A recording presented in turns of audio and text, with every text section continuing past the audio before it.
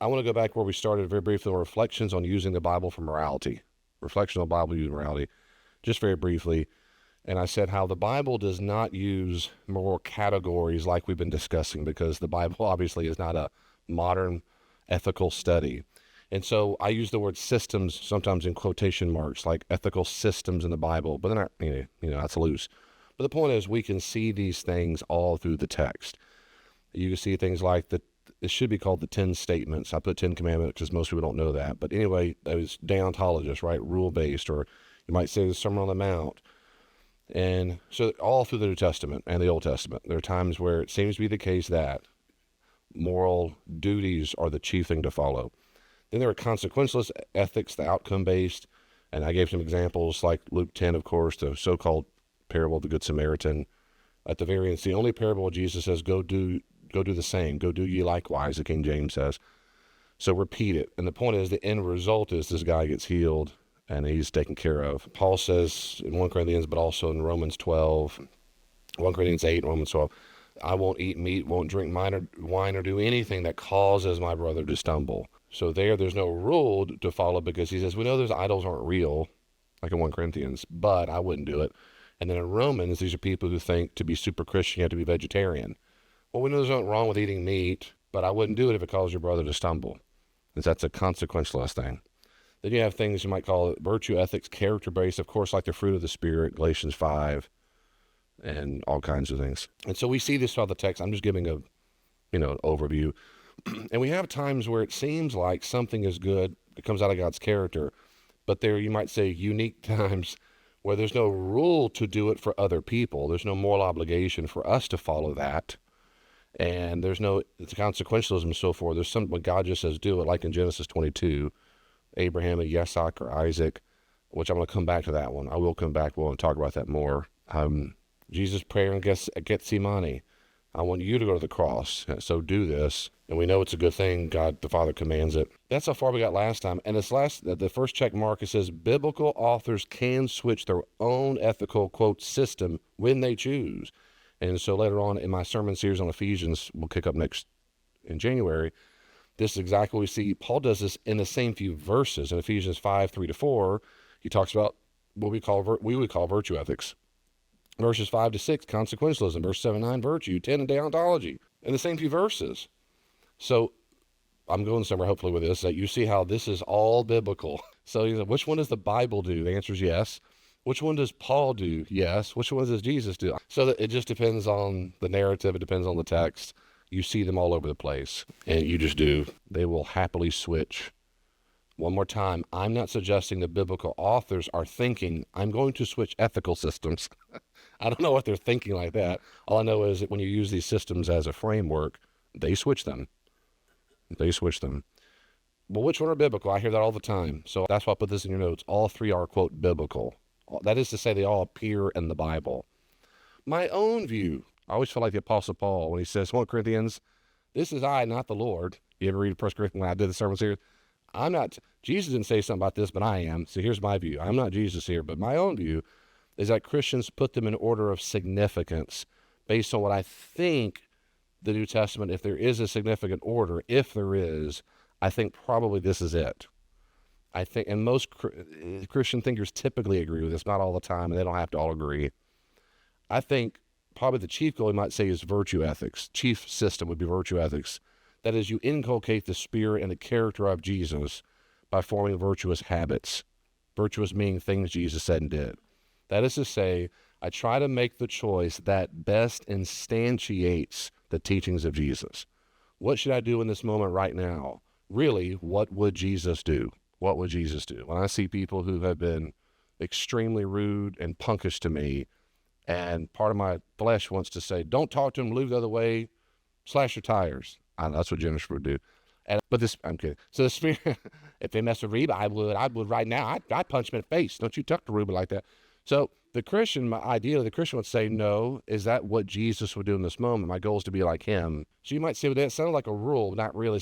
It's a principle, but I'm trying to develop the spirit, the fruit, right? Love, joy, peace, patience, and of course, forgiveness, self-control, not slashing their tires, not punching them in the face, Some of y'all laugh at that. I counseled many, many, many people in 20 years, and so I tell them, I'm not doing well. Have you killed them? Well, no, you're doing great. That is, there are people in prison right now who kill their ex-spouse because of what happened, because of molestation, whatever, right now. Have you ever burned their car up? Yep. Well, I know people. So you're doing, high five. You're doing better than you thought you were. All that to say, sometimes the virtue you might say is, well, it's not a big deal. But if it's inculcating Jesus' spirit inside of you by these habits of what Jesus would do, it's good. I love C.S. Lewis is right. He's exactly right. And back to Aristotle. But the more you do something, the easier it is to do the next time, both sinning and doing righteous things. That's how habits work, right? That's how it works. And that's exactly why I remember y'all look pretty old in here. So you remember there's a guy named James Dobson. He was real big back in the 70s, 80s. He's a big Christian therapist guy, did a lot about family stuff. He was really the only voice in evangelical Christianity when it came to family systems. But one thing he used to say all the time was, I'm not quoting, but a paraphrase, and he's talking about sexuality. This is the kind of the origins of that true love waits movement, is that he had about 10 steps all the way to sex. And so it might be holding hands, kissing, petting, da-da-da-da-da-da. And he made the point that whenever you get to that point, say you get number 4 on the 10, we might get to first base, second base, but he had more than 4 bases. So he had a bunch. The point is, whenever you get to that number, the next time you're on that person, you will go right to that number because you already set the tone. Your body's already ready to get to that. I find that very persuasive. I thought about that even when I was much younger and I heard that. Not only did I believe it, I experienced it in high school. It's so true. Once you get to this level, and that's because there's an internal permission, as it were. It became easier to hold hands because you did it before. And it felt good and gave you a rush and you didn't get in trouble, you might say. Well, the next time I do it again. What's like that with virtuous things and vices? Virtues and vices work that way. So the more you forgive, the easier it is to forgive next time. The more you are loving and patient with a person who does not deserve it, the more loving you're becoming. And the more you're able to tolerate people who are horrible punks. The more you talk back and let them have it, the easier it is next time to let them have it. The more you cuss people out or under your breath, the easier it is to cuss people out under your breath next time. So habits work that way. And so I think that, based on the New Testament, my view is that this sense of virtue, meaning the character of Jesus' virtuous character in me, I want to have habits that ideally we have muscle memory, but I want to call them habit memory, that just without thinking, I want to have the fruit of the Spirit that come out of me, not anything else. And that's a lifelong journey by the grace of God that one day will become no longer difficult. We'll see him face to face and I will be just like him. That'll be a good day. I think that's the number one thing, I think. And then the second most important system you might say is deontology. That is, follow the rules when my character is deficient or immature. And I like how I said that because that's exactly, I wrote this a long time ago. That's exactly right. So that is to say, for example, I'm always real except when I'm teasing with y'all. Let's say, for example, there's someone, because this is fairly normal for me, someone who talks to me very disrespectfully or rudely. Instead of me letting them have it, let's say there's something that tells me, or whatever, and I think, but the rule is I need to be gentle. In this moment, I need to close my mouth. In this moment, the loving thing to do is blank, or I can't do that. So not just saying I can't do that is enough. Ideally, it seems to me, I don't want to just say, what's the rule? Just follow the rules. I want to be able to say it's because I want to be forgiving. But if I don't want to be forgiven, I'm going to follow the daggum rules, which is in the Christian worldview, I can't. Jesus says you don't enact vengeance. You turn the other cheek. You go the extra mile. You cannot do what they deserve. You cannot give what you have to treat as you want to be treated. And so my opinion is that when I'm immature in my character, and in numerous places I'm immature, that's where rules help me very, very much. I can't do that. Or I need to do that. Why? Because Jesus said so. Why? Because the New Testament teaches that. And that's enough. And that's exactly, most of the time, that's exactly how I make my own decisions. Now, I don't think everything through like this. I'm a nerd, but not that much, Jennifer. But all to say, I do in general think this way. I think, what do I need to do? Well, encode the character. I don't want to. I'm mad. Okay, what's the rule? It's so whatever it might be. I think, little footnote here, I think one of the reasons why people dislike this one so much, deontology, I do. In my pastoral experience and dealing with people for over 40 years, it's this. I think the average person really does, average Christian, I think the average Christian hasn't That's a big mouthful, the average Christian. But in my experience, across denominations, I think the average Christian does not see Jesus as the final authority. I really do think that. They might say that. Well, sure he is. I think in real world, daily grind of life, they don't really believe Jesus is Lord. That word is too Christian for you. Replace it with a good translation, which is boss. They don't see Jesus as the boss. And so, you mix that with a general sense of disposition, and particularly American culture, where we don't like to be told what to do. We're very child independent, fiercely independent. It's very American, very, very American. Other cultures would tell you that. It's very American to be me, and pulling bootstraps, an American dream, and I can do me. Most people, billions of people on the planet disagree with that. It's not about you. It's about the community. It's about your family unit. It's about the honor or shame you bring to your family's name. But Americans, very different. And so to follow rules fights against that, because that assumes for a second I have to be humble and someone else is the boss. And I'm convinced until you get that really, really settled in your heart and mind, you're never going to be a mature disciple of Jesus. It's never going to happen. It'll never, ever going to happen. And so I see, I'm just trying to encourage you. I'm not trying to discourage you. I see this so often, what seems to me, this exact thing I'm talking about. Where, for example, I have no problem, you've heard this if you hear my preaching, I have no problem saying Christians shouldn't do this, or they should do this based on the text. That makes me happy to say it. It makes me happy to say it because I very much believe Jesus knew exactly what he's talking about. He's the resident expert on how to live life. So if Arnold Schwarzenegger he said, when you do your bicep curls, you don't throw in the air. If I said that to have people in the room, they would go, oh, yeah, you're right, I shouldn't. And they go out and do it anyway. And we go, why would you do it? Arnold said that. Arnold! Yeah, he's authority, yeah. That's what people do with Jesus. And so when he says, don't do this, they go, yeah, I know not to. But in the real world, they don't like rules. I think in general, we don't like them. But we like them more when, one, we're humble, but two, narcissists hate rules. They hate rules.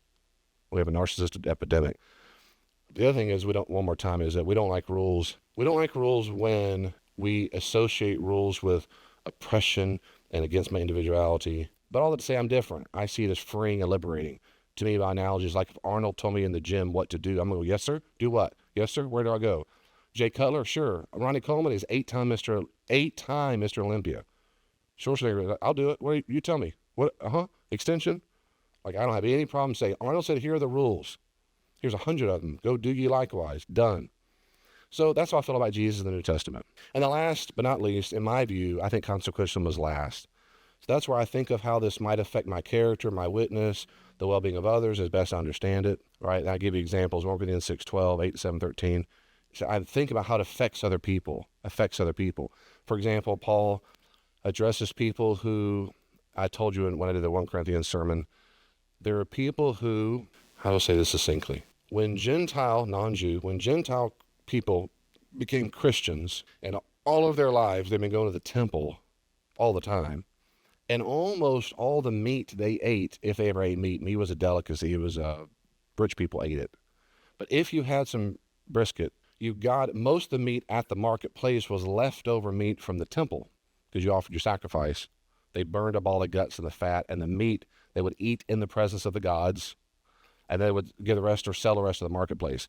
So if me and Jack want to eat some brisket tonight, we're probably going to buy it from the local market in Corinth, the Agora, which was huge for them, huge. And then I'm chilling. So me and Jack, like, man, let's make some brisket tonight. Woo, let's invite over, rather, this person invites me over, me and Jack over, we're Christians, we give our life to Jesus, and we go over, and the slave there, his name is Bob, and Bob's a recent Christian. And then we come in, we're with this pagan owner of this house. We're like, hey, man, nice to meet you. We're being nice. We're going to share the gospel. We're sitting there chomping down on some brisket. Well, Bob, the slave, walks around. He's pouring our drinks. And he's very upset. How could Jack and David do that? Don't they know where that meat came from? And that caused real problems at the church at Corinth and across Gentile territory. So Paul had to write to them and go, okay, I hear you. We know those temples and the idols that they worship are worthless. They don't have anything about them. As a matter of fact, if there's anything behind them at all, it's demons. Daimonos in Latin means spirits. There's spirit. They're worth, nah. So you can eat meat, all brisket. Jesus loved brisket. But new Bob, the Christian, who came from that background, who's not fully mature, he's still thinking, no, like if it's okay for Jack and David to eat it, I'm going to the temple tomorrow. Paul said, no. I'm not saying go to the temple. No, you need to stay away from that. That's your previous life. You turn from that. He says to the Thessalonians, you turn from worthless idols. No, you don't go back to the temple. Eating brisket in a home is not the same. But here's what he says in Corinthians, basically. But if that causes your brother to stumble, stop eating the meat. Stop eating it. Don't do it. So when you go to that home and someone's on, if their conscience just tears that, here, Bob, eat some meat. He's like, I can't, okay, but he's like, Paul says, it's not worth it. No, that's consequentialism. So there's no rule by Jesus that would say, do eat meat, don't eat meat. Right? There's no fruit of the Spirit. Says there is a fruit of the Spirit called brisket. Yes, amen, there is. Hallelujah, there is. It's in my Bible. Online, they are cackling, laughing in this room. They're laughing so hard you can't see. You can't hear it because they can't even breathe. They appreciate my humor. So the last to me is consequentialism. It matters. Consequentialism is good. To me, it's something I go to, like Paul does, when we don't have inculcating the virtue. You might say, David, well, to not eat the meat in front of Bob to help him is a loving thing. That's a virtue. That's true. That's fine. But I'm going to stop there and go ahead. But any other question or comments? Anything you want to talk about? So those are my view. Do you want to talk about what your views are, or do you not care? Or not that you don't care. What I mean is maybe you haven't thought it through, or you don't triage. How many of you at least are starting to think about what you do and why you do it? Start thinking about it. That's good. Good. She's not here this morning, which is ironic because last time Julia was bragging about, I was thinking how proud I was of her when she was thinking, we were watching something on TV and they said, yeah, well, if God was good, he blah, blah. And she goes, Dad, ever since morality study, I hear that all the time. I think they don't mean if he's good. What they mean is if he does what he wants them to do. That's not being good. That's not his care. And I go, yes. I was going, yes, that's right. I'm proud of you. I'll buy you whatever you want. I'm so proud of her. And she was grinning. I said, yes, I think that's right. She goes, and now I'm really bothered. I said, yes. They don't mean, it was about someone who might die or not die. And I said, they don't mean God is good and whatever he does is good, including if he says no. I said, you're right. What they mean, and she goes, yeah, it means they think God has a moral obligation to do this because it's what they think is the right thing to do here. But God doesn't have the moral obligation. I said, yes. So at least she's thinking about it, and I'm glad. In school, she'll come home from school. She goes, I was thinking about it the other day. I thought, praise God. That is starting that process, right? That's my hope of all the studies. That we're starting the process of thinking about that, like I said when I first started, and also in the real world, when people use those vocabulary words. What do you mean by that? What do you really mean by that? But anyway, okay. I'm going to go ahead if nothing else on that issue. Okay. Silence isn't always golden, but okay. Roman number 2. I'm messing with you. Just a couple of tidbits when it comes to Bible and morality. The Bible isn't Aesop's fables. If you don't know that, I know my literary genius here does.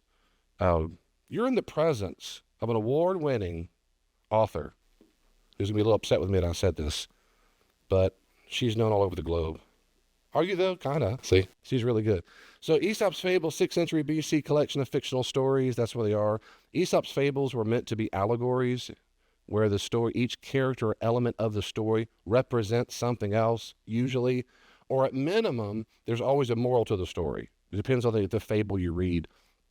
There's always a moral to say. The moral of the story is go do blank or don't do blank. The Bible isn't that. The Bible is not a collection full of stories of go do it. Whatever you read, go do it. And this is one of the number one things people get wrong in the Old Testament, too. They think every single Old Testament narrative is a story about how we're supposed to live life. I found that to be absolutely the case. That is ubiquitous in the outside, not in the pagan world. They all think the Bible is a storybook of Aesop's fables. I would never do that. Good. Noah slept with his, that's disgusting. What kind of book is this that teaches you that? That's just stupid and immoral. You're right. They think every story has a moral. The Bible's not meant to be that way. Humans in the Bibles are sinners. Newsflash. So I would never assume that they're ever doing anything correct, moral, or right. And I mean that. I never, ever assume, ever, that a character in the story is doing anything right, except for one single character. It's church, you can say it. Jesus. Everybody else, I never, ever think, Abraham, hey, lie, you're my sister. They'll take you. Okay.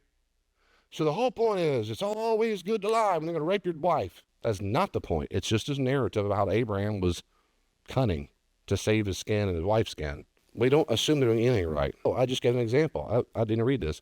In Genesis 20, when Abraham lied about Sarah being his sister, which almost caused Abimelech to commit adultery. He almost did. 2 Samuel 11, when David basically rapes Bathsheba. That's what he says. He sees this naked woman. She's beautiful. And he says, hey, go get that chick right there. It comes over. But the power dynamic, he's the king, she's not. Sure, I'll have sex. Yeah, that's raping. That's that's exactly what's going on. In today's culture, that's rape. The text doesn't say don't go rape. The text gives no indication it's right or wrong. If you want to know raping is bad, you got to go to Leviticus. That's deontology. There are rules that say you can't do that. And have an adultery. You violate adultery, which is from the 10 statements or 10 words in Deuteronomy, Exodus. Do not commit adultery. That's how Jews knew morality, not because David did or didn't do it. The reason why a Jew would read that story and go, ugh, is because we were told in a different commandments, don't do that. But you don't read the story and go, I need to go rape people. If they're beautiful, go do it. David did it. It's Aesop's fable. That'd be horrible. Abraham, Jacob, David, Solomon, others all had multiple wives, called polygyny. Well, that's good for me. No, it is not. The story. Anyway, Jesus didn't do that. Jesus wasn't married, and Jesus never supported polygyny, ever. Yes, they did that. It doesn't mean we ought to go do it. So when it comes to morality, I'm trying to say in a nutshell, a big, big, big topic, which is in general, when you read the biblical text, especially a narrative, that is, you're reading a story of characters, and there's a denouement, it unpacks, there's a conflict and so forth, a denouement, resolution, usually in these narratives, in general, assume every single character there is flawed and a sinner, and you're not supposed to be looking for the moral of the story. When you get to the New Testament, then you can look at the narrative of Jesus and go, okay, whatever he did is right. And so let's copy his principles, his behavior. So he was loving, that's good. There were times he overturned the money changer's table and it was upset. That's a prophetic act. Why did he do that? Why did he do that? And then what he did, and maybe I can copy that principle in life. Or why did he do this and why did he do that? Okay, I'm going to go ahead and pass that. Any question or comments? This is the last part. People get hooked up. Anything at all? David, which number are you on? I'm about to go to room number 3, but I'm room number, good. That was room number 2. Good. Any other question or comments about anything so far? So when it comes to morality, the Bible's not a book full of story, and it's also not a rule book. It's not full of rules. I hear that also from non-Christians all the time.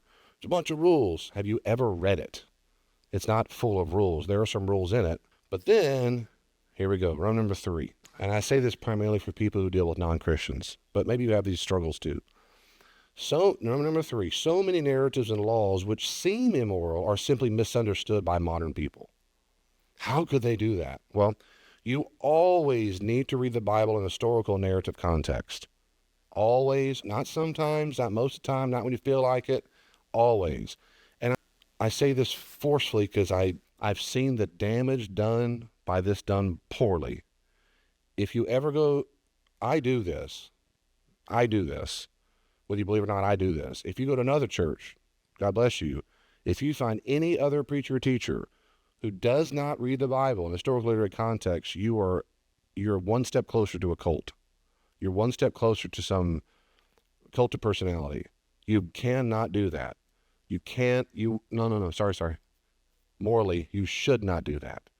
You need to listen to teachers and preachers and read books, listen to songs of people who know how to read the Bible. And I hate to say this, but most people do not know how to read it well because they never received formal training. And they wear skinny jeans and they're popular and huge, and that's fine, but they don't know how to read the Bible. And this is horrible. I've heard thousands of sermons in my lifetime. Thousands. 98% are trash. They do not know how to read the Bible. They can't wait to tell a different story or a poem or whatever, and the text is just something you got to read because I'm in church, to get onto the real point, which is do you be blessed, for you to enjoy it so you come back. And I can't do that. I can't. So you need to always read the Bible. Well, how do I do that? Well, I'm going to go there in a second. So, for example, why command women to cover their hair in 1 Corinthians 11? Well, I covered that in the sermon series. I know you have that memorized, but that matters. Don't do it. Women should cover their hair all the time. Why? That's what Paul said, go cover your hair. But why did he say that? Are we sure that's a moral commandment for all people at all times? I'm persuaded it is not a moral commandment at all times. And I told you why in the sermon series. Why should a woman dress without jewelry or not teach in 1 Timothy 2? Well, just a rule, don't wear jewelry. Look at all these sinners in here. Look at this. Light bulbs in her head, going straight to heaven. I'm convinced context matters. So before you start telling me what it can and cannot do, that matters a lot. And now, Dave, that's because to me, that is absolute profound common sense. It's just common sense. I don't know how else to say the words.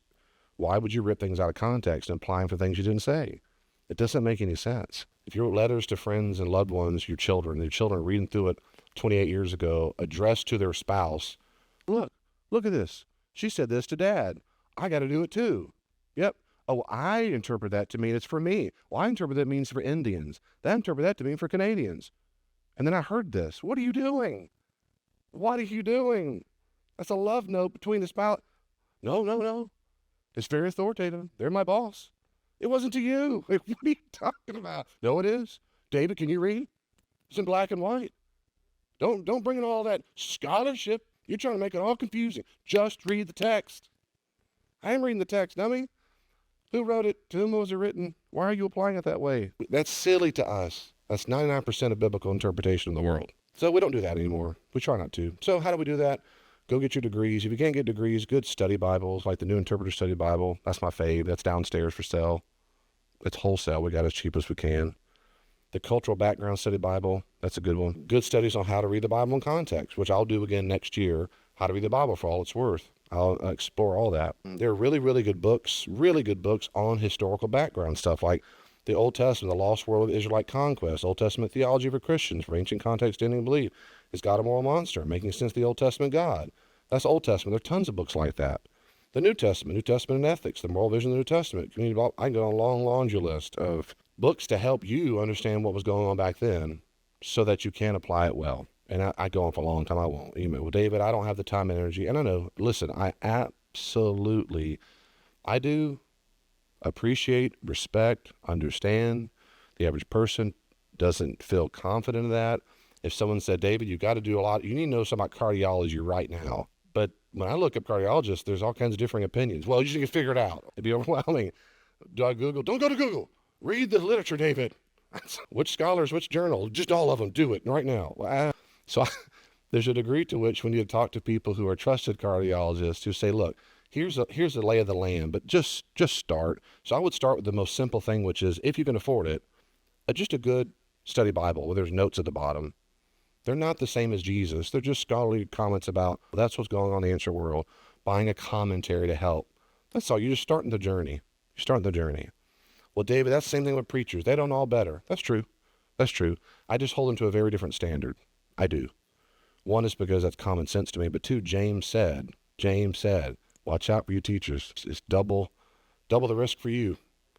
I take that seriously. That's what James said, not David. So I go, we should hold them to a standard beyond anything that a normal non-teacher should have.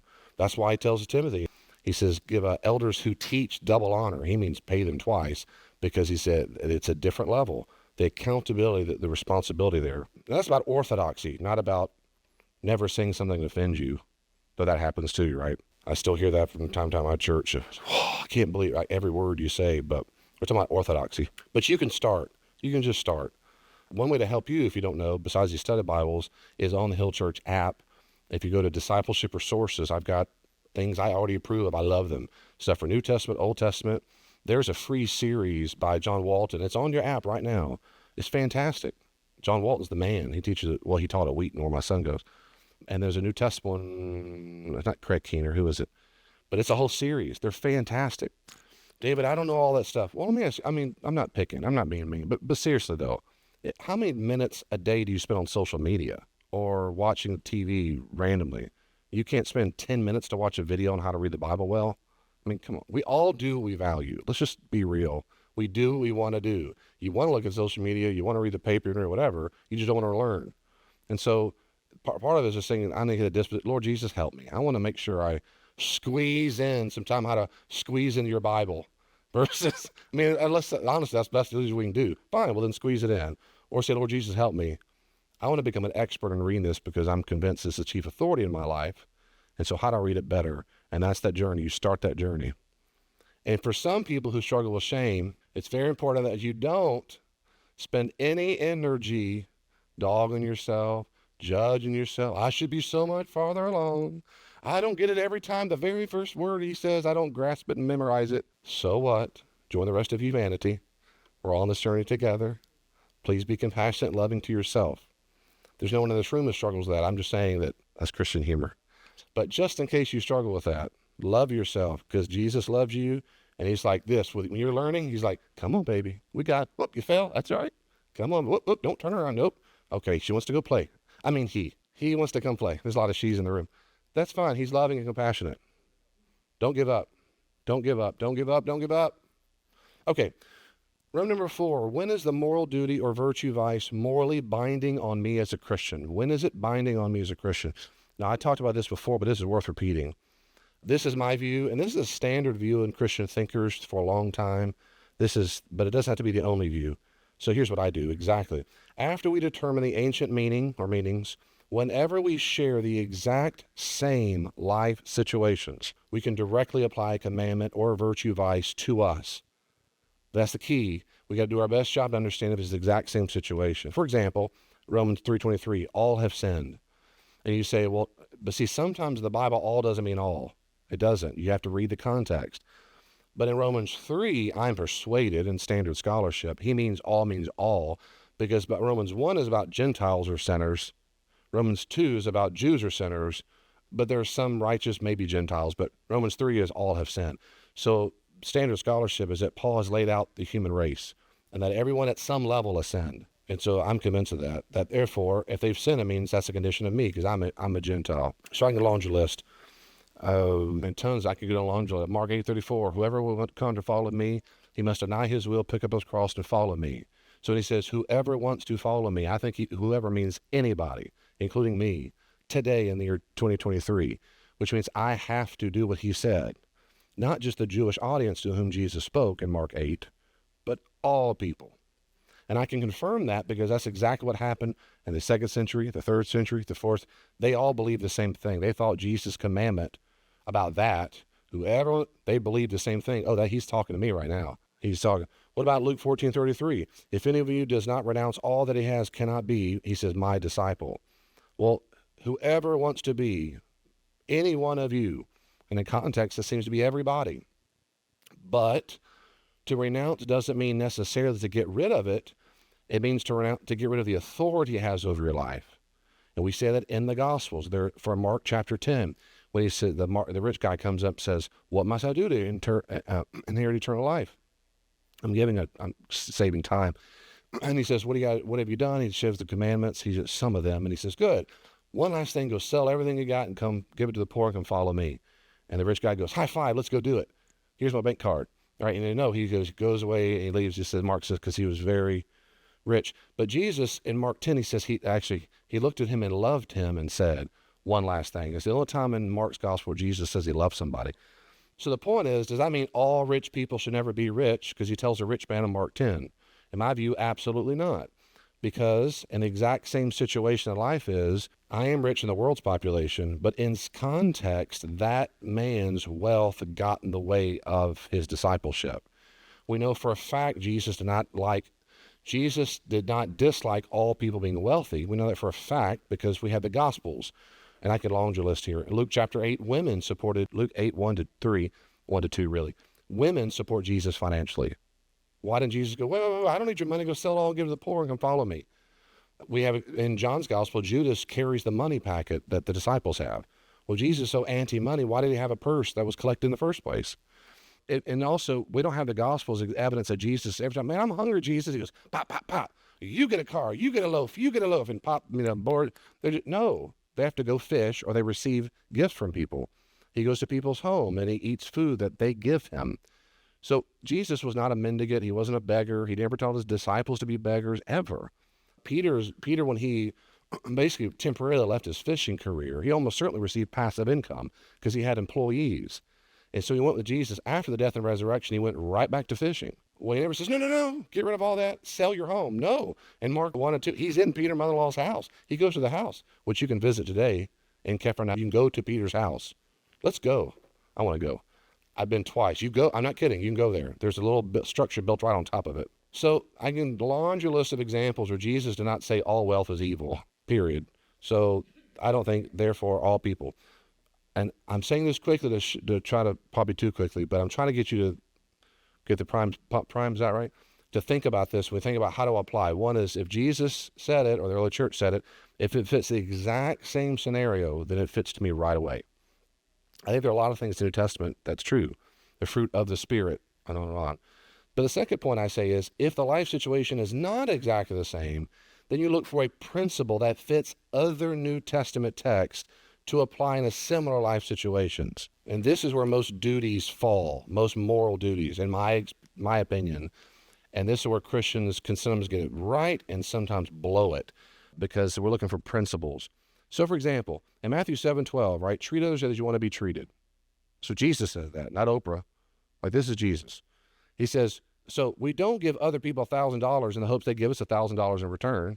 Like, maybe you do, Dustin. I've never met a person. Here's $100. Thanks, man. It runs off. Wait. No one does that. The principle that's what he said. That's the moral duty. I want people to do that to me. So that's no. Most Christians go, no, he means that's a principle.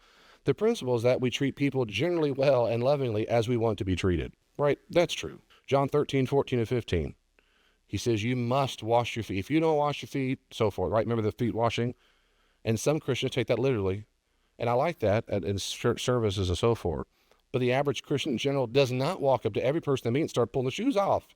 Bunch of weirdos. Christians at the airport, they take their shoes off, start washing your feet. No one does that. We don't wash the feet of every person who says that Jesus is their Lord and teacher. Let me ask you a question. Is Jesus your Lord and teacher? Don't say yes. Don't you say yes? Yes. Man, I got to wash your feet now. I'm going to be late for work. That's what he said to do, even though Jesus commanded them to do that. He said that in John 13:15.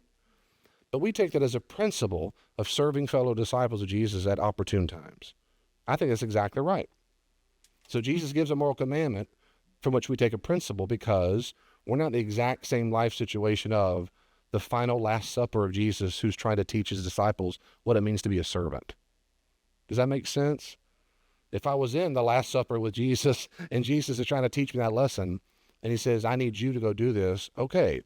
Even then, we don't have evidence that the disciples literally went and washed anybody's feet ever again. Ever. If they did it, we're never told. So it seems to be the case, even the disciples go, we know he didn't mean that literally. And we fit the situation. We're the audience. He means the principle. And I grant we don't always know, it seems to me, it's not always black and white. We try our best. So we look for the exact situation, apply it directly. If we don't fit the exact situation, we're looking for some principle that fits other New Testament ideals. Like I did the rich thing. Well, there's this story. There seems to be a theme or a pattern. If you don't know your Bible well, that's going to be difficult to do. Third, always treat Jesus' life's examples and teachings as the supreme source of moral instruction. That is, judge every other moral duty given in the Bible through the lens of Jesus. Old Testament, New Testament. Jesus is the boss. He's the Lord. Period. Period. He's the top dog. Because those in the new covenant are not under the moral duties of the old covenant unless they're restated by Jesus or his interpretation. And I give tons of Bible verses. And because Jesus is the ultimate revelation of God. So you don't go to flip through Leviticus, Deuteronomy, Genesis, anywhere and go do you likewise. Wait a second. Did Jesus say that? Or did he disagree with that Old Testament teaching? I know you've heard it said, but I say to you, Matthew 5. Did Jesus, he's the top authority. And the second most authoritative source in Christianity is the early church, who were full of the Spirit of Jesus Christ himself. The third category is the Old Testament. But that's only when Jesus said it or reinstated it. If you read the Gospels carefully, Jesus never said, go do the, quote, 10 commandments. The 10 no, 9 of them are restated. The 10th one's missing, was the Shabbat, Sabbath. The Christians never said Sabbath is something Christians have to do. And you go down to Los Angeles, Acts 15. I'm going to run out of time. Verse 5, you might disagree with the moral reasons ancient Christians gave for their prohibitions or commandments. You might disagree. I would never do it that way. I would never. Why do they do that? You might disagree with the weight they put on a particular moral duty or rule. Why would they choose that is the most important thing. Think clearly about what it is precisely with which you disagree and why. So when you read that narrative or that something, you go, I can't believe they did that. I'm encouraging you to think very carefully about what it is they did and why. Why do you think you're better and right? So I say fight the temptation to assume their moral reasoning is inferior to your own. Fight that temptation. To non-Christians, they always assume their moral compass and conscience is superior to the Bible. Well, they might be right. I don't find that persuasive just yet. I've heard a lot of arguments for that.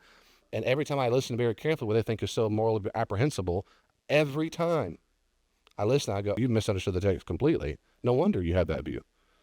Slaves and masters. The chief reason why slaves are commanded to obey their masters in the New Testament is because they were convinced that being rebellious would have ruined their Christian witness. That's why. Now, instead, they sought to redefine why a slave would submit as unto the Lord, because a slave is a Christian and because God will reward their good behavior. Moreover, rebellious slaves would instead have been beaten or killed. I mean, they would have been, period. But B, how and why a master is supposed to treat the slave. If they're a Christian owner, it's a brother and sister. Paul says that repeatedly. So, and all through the early church. It's not that we get rid of all slaves, we just don't treat them like slaves anymore. If you're a Christian owner. Moderns, nevertheless, slaves should do their best to get out of slavery when they can, so they're totally free for Christ, Paul says, 1 Corinthians 7. If you can get out, great. Moderns might wish they would have rebelled and fought against slavery in general, but ancient Christians didn't think that was the best thing to do in their context. That is, moderns might think that fight the injustice of slavery is a greater moral value than set a great Christian example, but they disagree with you. Do you hear that? Do you get that part? How could they let that happen? Why would they not fight back and kill the Romans? They would go, why would you do that? I'm more interested in setting an example for Jesus. And David, if we did that, we just get killed immediately. Right? You see that, right? I wouldn't set a good example for Jesus. There'd be an uprising. They would just slaughter us all. No one would go, you know what? They had a good point. Those slaves, when they rebelled, we should treat them like Jesus did. No one would get that point.